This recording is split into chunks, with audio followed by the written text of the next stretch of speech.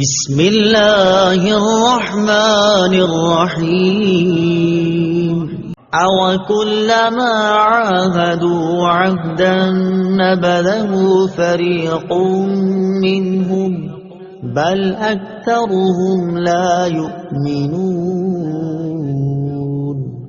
ترجمہ: اور جب کبھی انہوں نے کوئی عہد کیا تو ان میں سے ایک گروہ نے اس عہد کو پھینک دیا، بلکہ ان میں سے اکثر مانتے ہی نہیں۔ عَاهَدُوا عَهْدًا، انہوں نے عہد کیا۔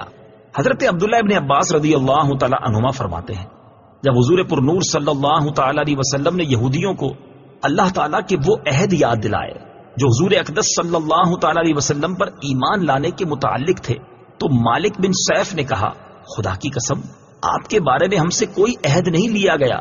اس کے جواب میں یہ آیت نازل ہوئی اور فرمایا گیا کہ یہودیوں نے جب کبھی کوئی عہد کیا تو ان میں سے ایک گروہ نے اس عہد کو ویسے ہی پیٹھ پیچھے پھینک دیا، بلکہ ان میں سے اکثر یہودیوں کو تورات پر ایمان ہی نہیں، اس لیے وہ عہد توڑنے کو گناہ نہیں سمجھتے اور نہ ہی اس بات کی کوئی پرواہ کرتے ہیں۔ بعض مفسرین نے فرمایا کہ یہودیوں نے یہ عہد کیا تھا کہ جب نبی کریم صلی اللہ تعالی علیہ وسلم کا ظہور ہوگا تو ہم ان پر ضرور ایمان لائیں گے اور عرب کے مشرکوں کے خلاف ہم ضرور ان کے ساتھ ہوں گے۔